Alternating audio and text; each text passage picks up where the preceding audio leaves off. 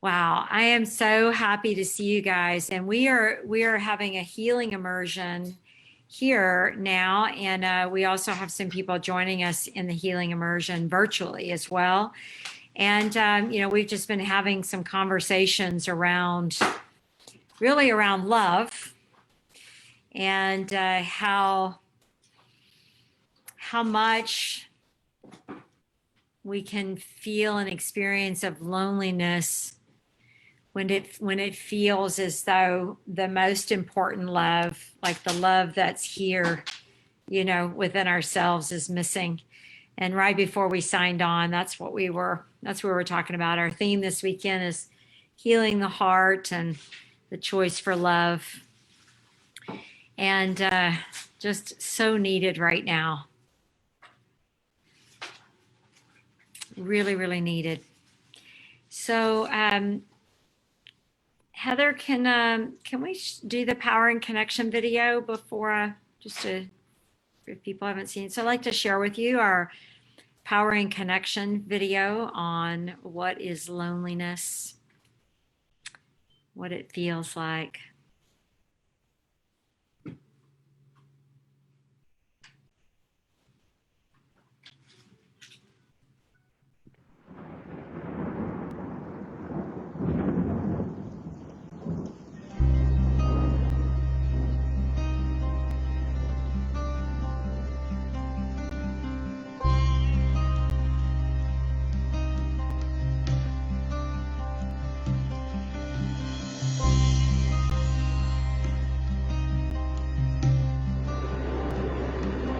Loneliness is the little voice in my head that tells me I'm different. There's something wrong. Loneliness to me starts as a longing for something that I can't quite put my finger on, like sad, but also love at the same time, like love and sad. I have a mask that I developed wanting to stay busy or occupied with your thoughts or with the things in your physical surroundings or your physical world. For me, loneliness stirs feelings of rejection and hopelessness, that I'm flawed, that the world sees me and I'm just too messed up to be loved. It feels heavy and it feels sad. When I feel lonely, I tend to fill that time up with activity. And that leads to heaviness, darkness, sadness.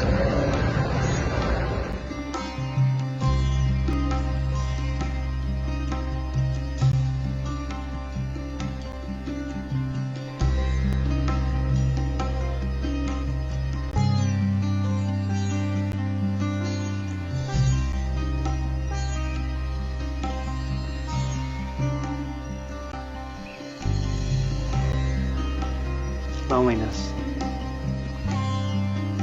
I feel it when I'm alone, but also sometimes when I'm in a group. A feeling of helplessness,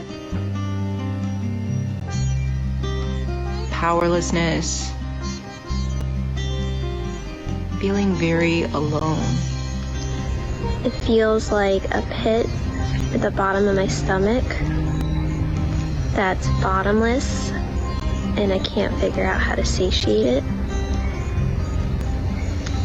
And a soft ache in the space of my heart.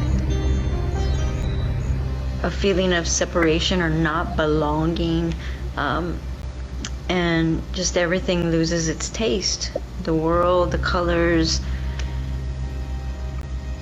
the taste of things is lost for me during those times. This is when I believe that I'm unworthy. I think I don't even deserve my breath. Loneliness is when I feel like I'm in a hole and I can't get out. Loneliness is a deep longing for understanding, longing for connection of someone or something that really understands without any judgment. Loneliness is the thought, I'm the only one experiencing this. When I feel lonely, I feel empty. I feel like the world is revolving around me and I'm all alone with nobody to care. I've noticed when I feel lonely that I try to seek to fill that empty place by going out and buying things or eating more than I should. Filling up that empty space with not what I'm really wanting. I sometimes feel my loneliest when I'm in a crowd of people. At the mall, I feel alone even in that crowd. Nobody's smiling at each other, just people passing by. It's easy to feel lonely without that connection. Loneliness can be negative in the way that it makes me feel and what it leaves behind. But I've sometimes been able to process it, just letting the feeling run through me and learn from it.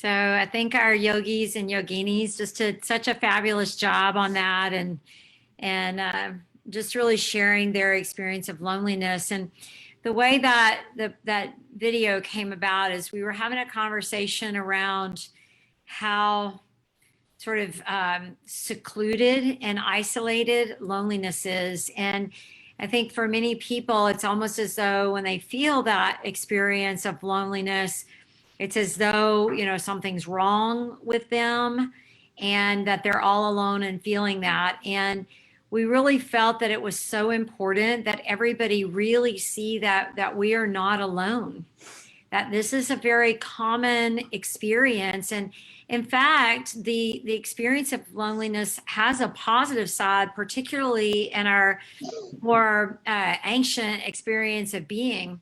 Historically, that feeling of being of loneliness, and as we all can really hear, it's a feeling of separation, as though we're alone. And that, you know, there was a time where there really could have been imminent death if the tribe, you know, migrated without you, you know, and you were left to try and forage for yourself. And so it's something that is absolutely ingrained in all of us and our DNA, and is an experience that we all have.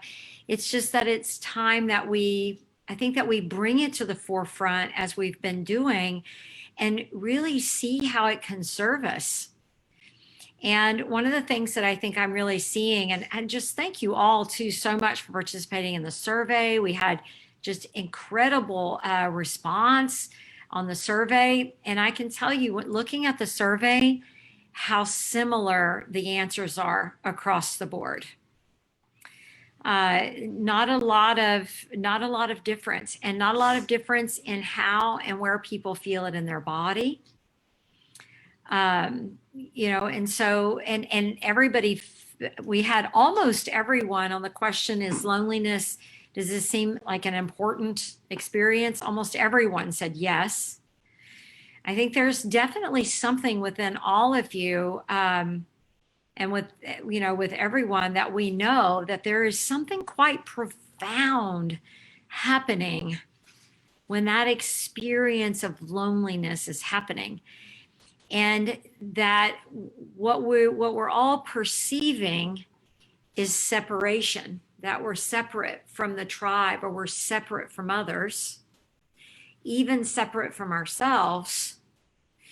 But where this can really help us is, in the longer run, it can really help point to us to where maybe the quality of our relationships might need to be deepened. It can point us to where maybe we're avoiding connecting with others, where maybe you schedule something with someone and then at the last minute you cancel it because you don't really feel like going and it doesn't seem like a big deal. We really are in a culture, it's actually a word for it, the cancel culture, where we just, whether it's organizations or people, it's like when we don't feel like it, we just, hit the delete button. And I feel, my own feeling about this is that that's the epidemic, because loneliness is now referred to as an epidemic. And I think that's the epidemic of it. A lot of people say, well, because of this pandemic, now loneliness is an epidemic, but I don't agree with that. We are simply feeling the manifestation of loneliness as an epidemic that's been building for a very long time. It's just, before we were all kind of staying home and distancing, it was very easy to not pay attention to that feeling of loneliness within us. We're just feeling it now because we're really not at liberty to maybe do all of the things that we would normally do to make it feel better. We don't feel good, so bam, go to the movies. We don't feel good, so bam, go shopping. We don't feel good, so, we're just not at liberty to do those things. And so now we're suddenly like, wow, since the pandemic. And it's like, no, the beautiful thing about the pandemic is it is showing us clearly what was already there. It's kind of like when people come to yoga and they'll say, when I did that yoga posture, it hurt my back. And I'll say, no, the yoga posture didn't hurt your back. It's showing you what was already there. It's showing you the patterns of behavior that was already there through the way that you approach the posture. And that's what's happening here with us. And I feel we are all, myself included, feeling it quite deeply. When I mean feeling, like the loneliness that was already there, it's really in our face big time. And the response that we've had since we've been doing this campaign has been the biggest response we've ever had on any campaign that we've done. And this understanding loneliness part is part of a bigger campaign that we're doing through February. And the overarching campaign is called Power in Connection.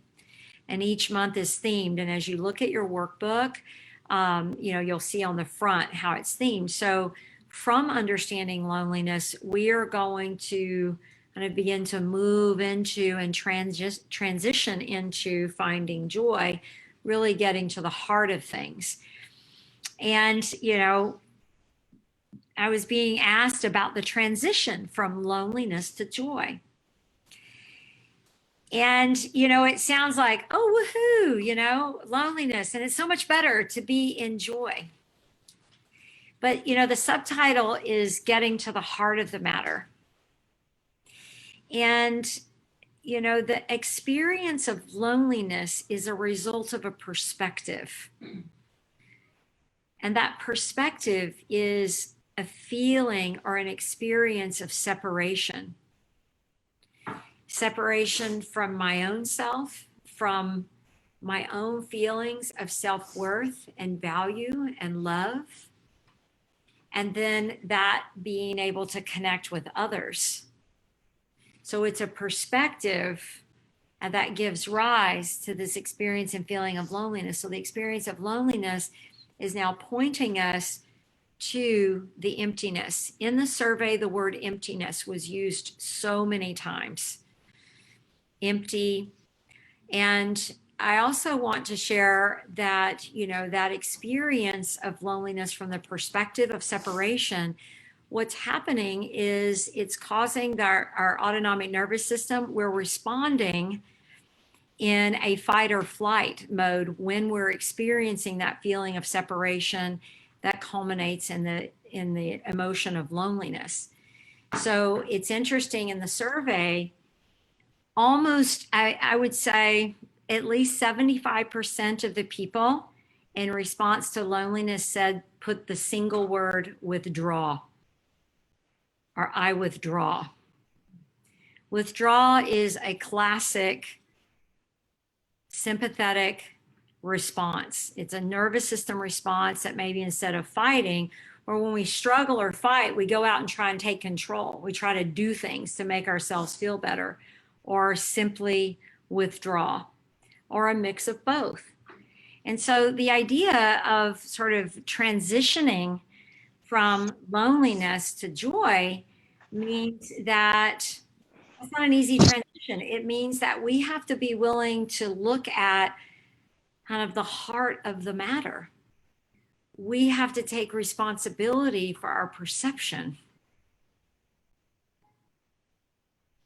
And to take responsibility for our perception, we have to really be willing to say, okay, what is it that I need to do, or what do I need to respond to?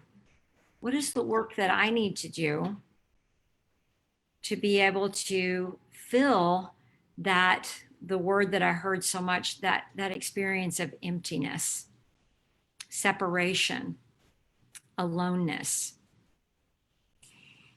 And it's not as easy as just scheduling a party or something, is it? We're having a healing immersion here, and we were just talking about it's still difficult. I mean, I know you guys that aren't able to be here are probably like, I don't even want to hear it, But even with us being here right before we started this, we were talking about how we're kind of, there's this sort of awkwardness around, oh, excuse me. Oh, okay. I don't want to get too close. Okay. Oh, I forgot to put my mask on. I'm near the food. Okay. There's this. And so, we're doing things that are very, very foreign to us all, so that whole idea of just, I'm going to throw a party and connect. I mean, when I look at the survey, there were quite a number of people that see loneliness as a relationship thing. And what I mean by that is that the more there are actually people, the more lonely they feel. Miss V said it so beautiful, on the video, like being in the mall and walking through the mall and seeing that. And so it's not a matter of just having people around, is it?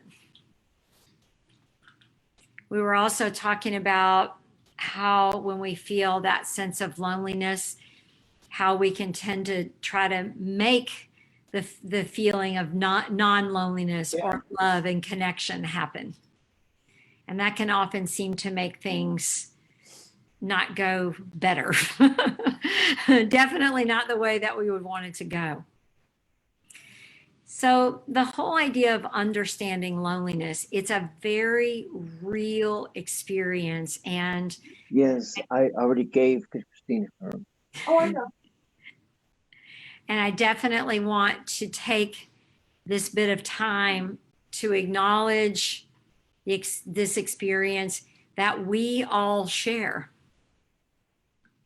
This is a collective experience. This is something that, just like our breath, we all share in this experience of loneliness resulting from perceptions of separation, of lack. Hi, Mr. Hutto. I have to acknowledge my long lost people when they pop their head in. So We need Mr. Hutto here cooking for us, don't we, Jackie? So I really want to take this time to just, first of all, that we all acknowledge that this is something that we all share. That connection is something we all want. We all want it so much. But then so many times we tend to push away the very thing that we want. This is something we're also sharing in. And with that, when we can see what it is that we share together, I think that what I've been hearing from many people is that there's just a little bit less feeling that loneliness, and more of an ability to process, to move that through us. But, oftentimes when we say, I'm gonna really work with, filling up my own heart more, connecting with people more. But what often gets in the way is like, the monumental experience of our own anxieties, or our feelings of what we don't have or what we would like to have. So I want you just to take note of that. Like, we all share in something, and there's something that we all share in that we really want. And we're all here together and can actually make it happen, but we'll tend to not do it because something gets in the way. And that something that gets in the way is often our own pain, because the pain runs much deeper. And we let our own pain get in the way, when in fact, the pain, if we can see it as simply a sensation, an emotional pain, a physical pain, and begin to see it as a sensation, as an experience of being human together, and no longer make a story out of it. Like, no story. And just simply allow the sensation. And like, if you, my brother or sister's in pain, if I've learned not to make a story out of it for myself, then I start to find I don't make a story out of it for you. You can just be exactly where you are, and I don't have to make a story out of it to make it be any different. I'm sharing this piece around pain because I think that what happens for many of us is when we feel pain, the pain of separation, physical pain, emotional pain, that's when we tend to withdraw. It's when we need each other the most that we withdraw. Kind of like when I need to eat my greens the most, that's the last time that I do it. When I need a drink of water instead of a sip of Coke the most, that's when I don't tend to do it. This is very, very important that everyone understand, everybody here at the healing immersion, everybody here online. I'm so grateful you guys are here. It's like for us to really understand what we're sharing in together. This is a beautiful thing. See, we're not sharing in mutual exclusivity. We're actually all here together. There's 33, we're upwards to 40 or more people here. We're sharing in a mutual inclusivity. See, we're doing it right now. It's happening. You're doing it right now. You are actually engaging in that evolutionary process of empathy. Empathy is the highest form of consciousness. To really embody empathy, to be able to take your pain that you feel, pain that I experience, to see it as the sensation that it is, and to not make a story, no story, but simply a sensation. And a sensation that we all mutually, inclusively, at one point or another, experience. I mean, I don't know about you, but I mean, I can feel that. And when I feel that,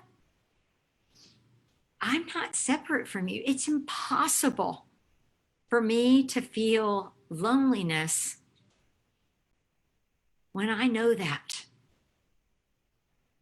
And it's so important that you guys see one another here on Zoom, and you guys here with me for the weekend, and you guys on the virtual immersion, that, you know, it's not like fireworks and rockets. You know, we were so taught that good things in life are sort of they got to get you high, you know, you got to be higher, and not in simply pure presence of consciousness. Because the moment that I can experience my own pain as sensation, in that moment, I am so totally present. I'm totally here. But the minute I start deciding to put a bunch of words around it and make a story about how bad I am, or what's wrong with my back, it's so screwed up, my body's too fat, it's too thin, it's ugly, it's too tall, it's too short. The minute I start making a story about my physical sensation, tension, sensation, pain of any sort, I have really, it's like my body's here, but it becomes just sort of an empty, like a puppet. It's just empty. The minute the story starts, I have separated from myself, and where I'm headed is not going to be a place of feeling included and connected. I'm going to be headed to a place as though the tribe has left me behind. You know, they've migrated, they've headed north for the summer, and they're gone, and I'm left here, and I'm surrounded by creatures, demons, tigers, lions, dinosaurs, whatever it is, unknowns that are going to get me because I've separated, and I'm weak because I've made a story. That story coming quite innocently, coming from my history, coming from what people tell me. Well, I'm a yogi now and I do all this stuff. I shouldn't have this problem or that problem. Or, oh my gosh, this disease or that disease. And then the story happens instead of just letting it be. And the same holds true for emotional pain. The ways that we torture ourselves using words is totally inappropriate. Totally inappropriate. Empathy sometimes requires a little firmness, and it's completely inappropriate when we start dividing from ourselves and just becoming cruel. Just so cruel to yourself. Don't even worry about what happens towards other people. You've got to be really focused on how you are, what you are holding within your own mind, and the division that you experience from your own self. And you've got to take responsibility for that.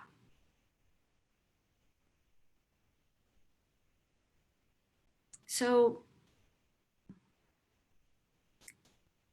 it's natural when I divide from myself,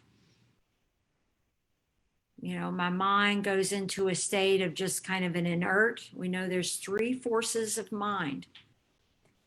Think of it like kind of a flat line. Inertia can also be very linear. Has a light side, can be potential. because that potential can be, if you're feeling pain, you see the pain as a sensation, it can feel pretty dark, which is that one quality of mind. It's like, this feels pretty dark.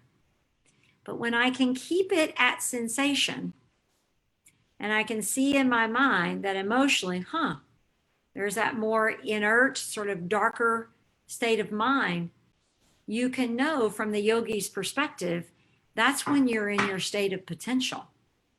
The moment you make a story, then that potential becomes just pure darkness and aloneness and a feeling of, I've got to do what it takes to survive, which often means alienating the very humans that you need in your life. Avoiding people because you've made a story out of your physical and emotional pain. You don't want them to see you because, good God, who would ever want to see this? And that state of mind kind of looks like this. A lot of action, really big highs, really big lows, agitation, anxiety. It's a step up from that darker space. But if we stay there too long, then eventually we drop back into that darker place. From the yogi's perspective, we've got to be able to see the pain that we experience physically and emotionally. And we must sense it as pure sensation. Leave the stories out around how I need to figure this out. And if I don't, I'm a loser. I don't know. I've heard some pretty awful stuff that people say to themselves. I know that's light. And it's only you that can make that change, that can make that shift. Now, you might need some help, because when we're in that frame of mind where we're here and we got the story going, right? And maybe you've even gathered other people to help buy into your story to make it even worse. Nobody in this room or on this Zoom does that, though, right? No, nobody. They're shaking their head. No, not really. They're just looking at me going, she just called on us. Right? When we're there, it's quite innocent in the inability to get out of it, because when your mind gets in that place, then your endocrine system, your nervous system, your endocrine system, it starts producing certain reactions in your body that aligns with the insanity of the mind. Because after all, you've separated from yourself. In other words, you're way out there all alone. The tribe is gone. You've got to fend for yourself, and big snow is coming. I don't know, something major is happening, right? And you don't have what you need. See, that's how your nervous system is responding. That's why loneliness is a very important experience. It's pointing you to a perception that is causing a nervous system response, a fight or flight response, that has the rest of your body believing that you could die from this, even though you may not be thinking that consciously. So your body is doing whatever it takes to try and get you out of it. So then all these chemicals, cortisol is released in your body, your adrenals go to work, you get highly energized, all sorts of things start happening. And unfortunately, in our society, we would call that relief from loneliness. Many people do. Because for a bit, it can feel better than really looking at what's really going on. The stories. It's hard to take responsibility for the stories that we create. It's painful because many of our stories, those very stories, are the survival skill that we adopted to help us not feel those feelings of pain in the body or emotional pain. So those survival skills, it feels like that's the thing to do. When in fact, you're in that place and time, the thing to do is to find a way to be able to shift from story to sensation and to allow the simplicity of the sensation. And this may be a stretch, but maybe even appreciation that we have such a beautiful divine body and emotional system that gives us those signs to try and point us to something, to help us to see. And this is what getting to the heart of the matter and finding joy is all about. We have to really be willing to love ourselves enough to be vulnerable, to drop the story, and to really allow the sensation of pain. I mean, what's the story really for? So we can hide it from ourselves and others. We don't really like people knowing if there's something going on in our body. We don't really like people knowing because we think we're the only ones. Can you see how that cycle keeps going?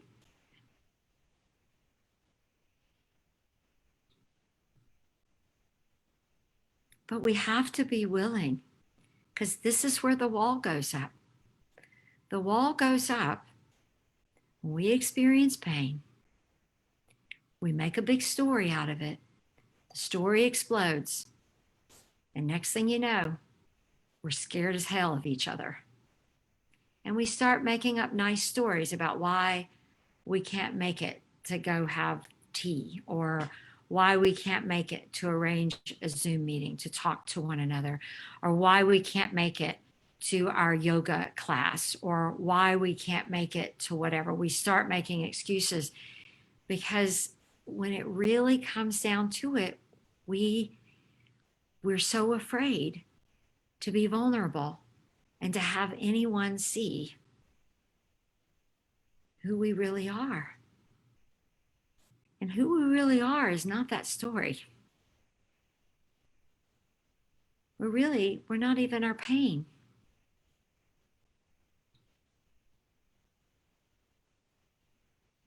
But if we can't allow others to see who we really are, and we're so busy running and hiding, then we just continue to build to keep the mask up, to strengthen the armor.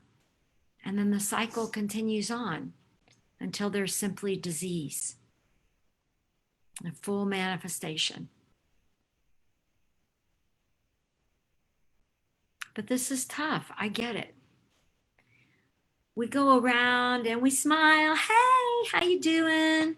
We talk before we think. Words come tumbling out of our mouths. We're talking, we're spinning. We're either getting in people's space or we're pulling back. And I'm talking pandemic or no pandemic. We're doing one or the other. Or either we just kind of tuck our tail and turn the other way and hope no one sees us. That's an enormous amount of prana, wasted life force energy.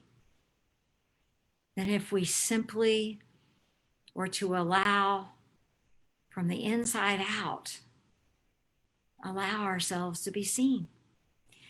Because what we think people are seeing and what's really being seen are two very different things. See, what people are seeing, that's temporary. It's the temporary stuff. It's my body, my shame, my guilt, my beauty, my honesty, my dishonesty, right? The good, the bad, the ugly. It's all temporary. But if I am not willing to allow the temporary to be seen, then no one can really,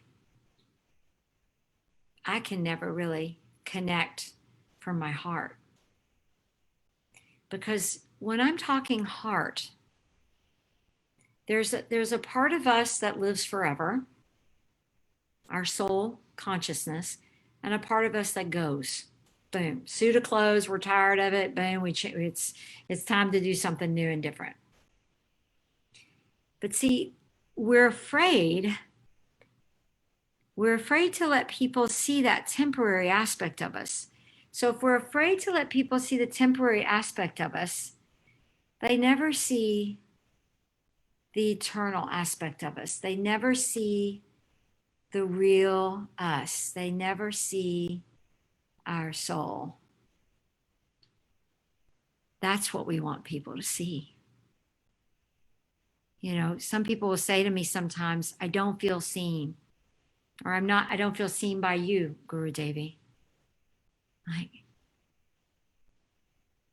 you can only be seen to the degree that you're willing to be seen. I'm not one to engage in your story with you, or anyone for that matter. I don't have time for my own story. I certainly am not into engaging into the content of all those other temporary stories. I'm really interested in what lies behind. It doesn't mean this is to be negated, because it's quite fun, actually. This is the tool, right? Our ego, our personality, the good, the bad, the ugly. See, this is an instrument. And it's meant to be the way we have fun with each other. Right? But so that's the temporary stuff. But that's the doorway to seeing and experiencing the real me, the real you. And even in relationship with yourself, what you see and what you observe is not the same as you, the one that's seeing. So my backhand is like you, the seer, and the you in your life that is the seen, the doing. If you have no relationship here, no one's going to see you.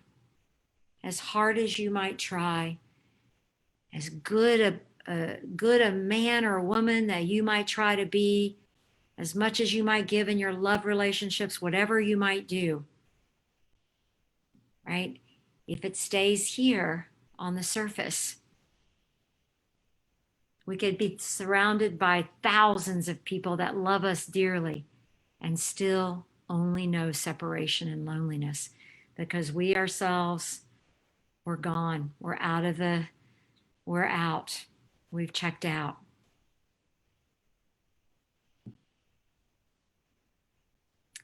So, to be able to get to the heart of the matter, finding joy.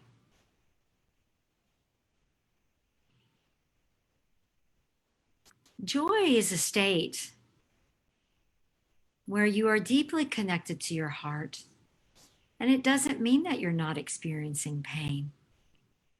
You can be experiencing emotional or physical pain and still know the heart of joy when you remember that truth of who you are. You can still experience all of that here and still be there in the heart of the matter. But we will have to be willing. Number one, we've got to be willing to see our stories. And I'll bet everyone can find 3 areas in your life with your physical being and your emotional being and the way that you think. I bet in each of those places, you could find a story that's been fairly repetitive. There's a pain there, and then a cycle. Does this make sense on the story? And you may even be able to dial in to when you're going for the story. I think of it like you're going to get your fishing pole and you're going to throw your fishing pole, go, come on, story, it's time. We need to come back. It's time to go to work. Let's get the strings on, the marionette strings. It's time to do our deal because we got a back pain. You know how much we love to give everybody our strings and make up a story. Let's go. Because, it's so fun to talk about our shared stories about back pain, our shared stories about COVID, our shared stories about vaccinations, our shared stories about physical ailments. I mean, this is where most of our conversations are. And that's what we're calling connection, because that's what most of our individual with ourselves conversations are. Y'all, this is not sustainable. I wake up every day of my life for this very reason of what I'm talking about right now. And I will live the rest of my life fervently, speaking on it, talking about it, because we have to see the seriousness of identifying, in other words, the front hand of the instrument of identifying as I am this story, instead of, there's a sensation and I can see the sensation. And in that way, I'm not going to go here, or I'm not going to get depressed and, go into sort of this inert place. But instead, I move into what I want more is more of a wave-like movement. In other words, awareness of sensation in, awareness of sensation, and it just continues to move. And I focus on getting very present in the moment, so I might get out of that fight or flight response.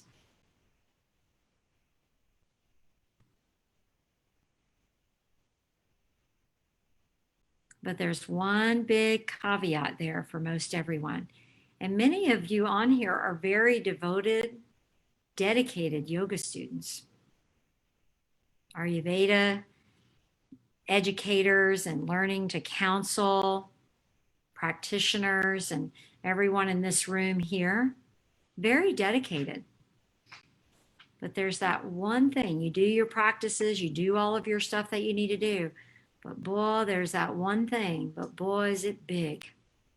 And it's the big, giant chasm of the willingness to stop the stories.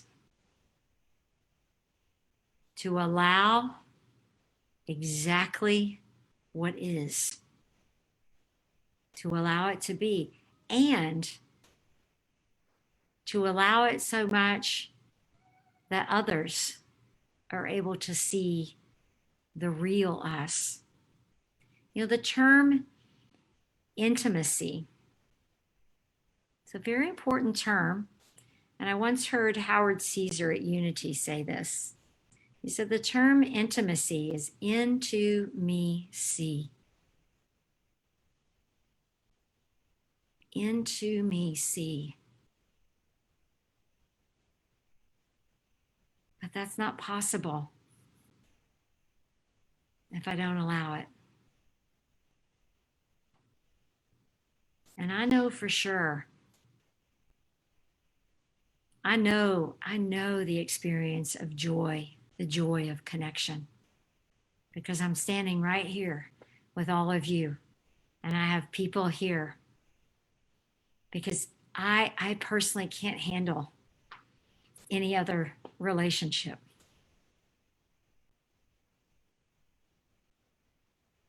And guys,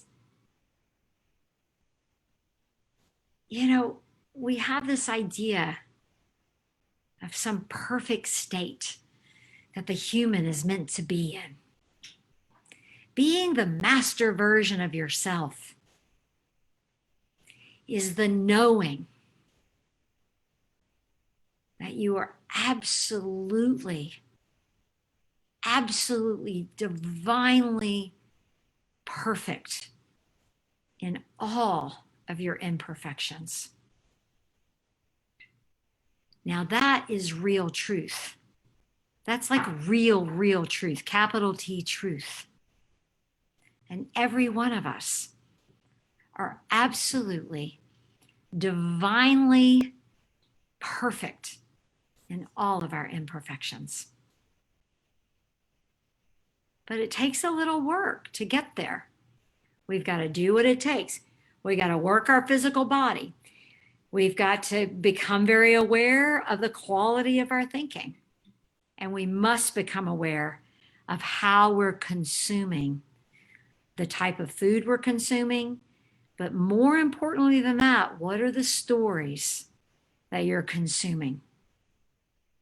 Whatever stories you're consuming with others, you'll find that you may start searching for it on Netflix too. So you can find stories just like it. So we can all have those shared stories. You know, the other day, my granddaughter and I had some free time and we were wanting to go to the movie. We couldn't find one movie at any one of the places that were showing movies that wasn't like, it was some kind of horror or like it was dark, very dark. That's what people are buying. That's what people are consuming. The term Russa is a term for our plasma.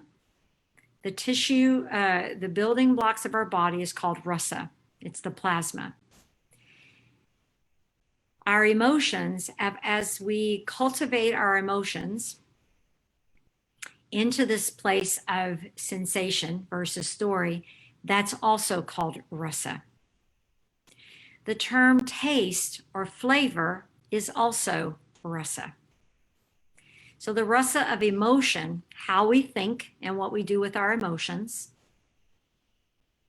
right? The Russa of the building blocks of our body, how we move and how we strengthen our body, the regenerative systems of our body, and our taste for what we consume. And most importantly, the impressions that we consume. It's really, really important for us to understand it's either taking us closer and closer to getting to the heart of the matter, or it's pulling us farther away. So as we move forward from this, we want to really begin to take stock in how we think, how we move, what we consume.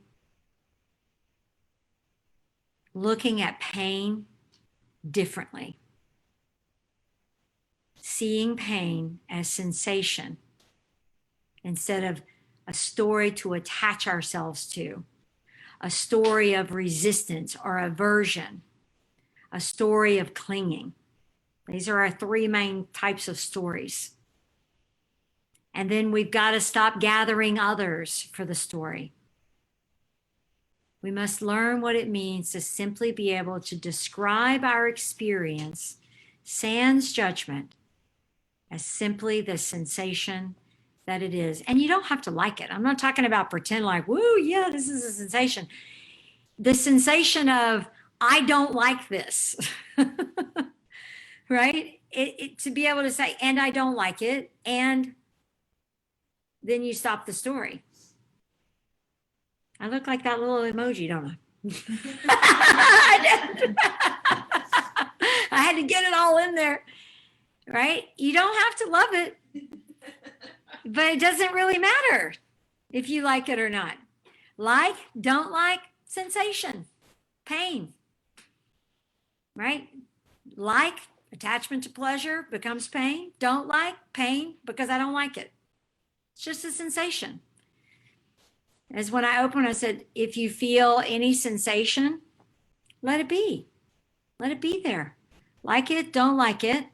And then you want to be able to create a lattice work for your thinking. And this is where different practices come in, like naming your breath, moving your body with your breath. It's the lattice work, right? It's the lattice work of our thought world. You got to have the infrastructure.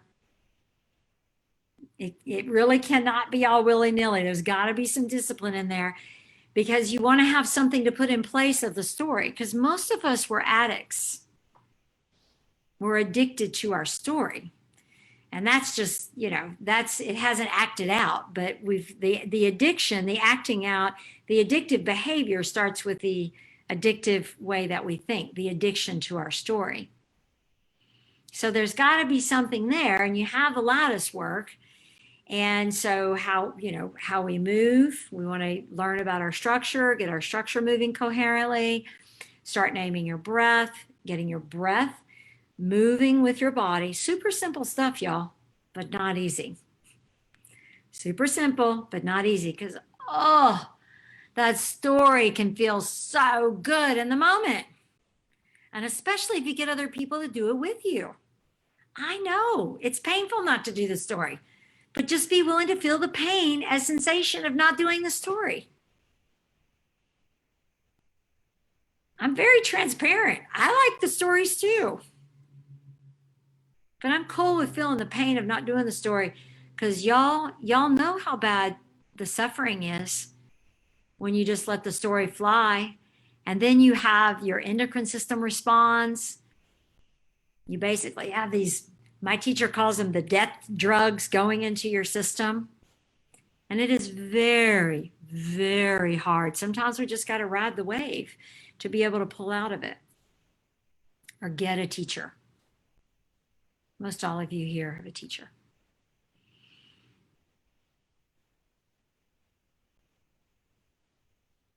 So how you move, how you think, how you breathe. And guys, there isn't any get enlightened quick scheme. There isn't any get out of this addiction quick scheme. I've tried it. I've tried everything, pretty much. I've pretty much tried all the stuff that doesn't work. For sure. And there is no get enlightened quick scheme. But what there is each other.